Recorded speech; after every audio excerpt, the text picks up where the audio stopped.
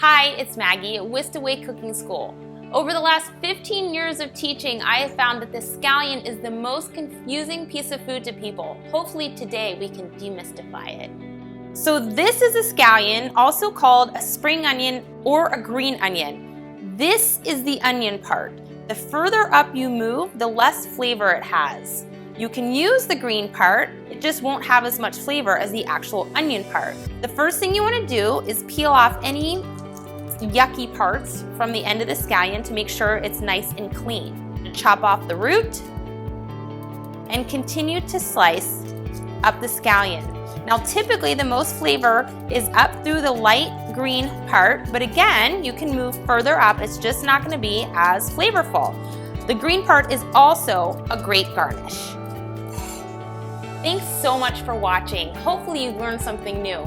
Don't forget to subscribe to my YouTube channel, and you can also follow me on Facebook, Instagram, and Twitter.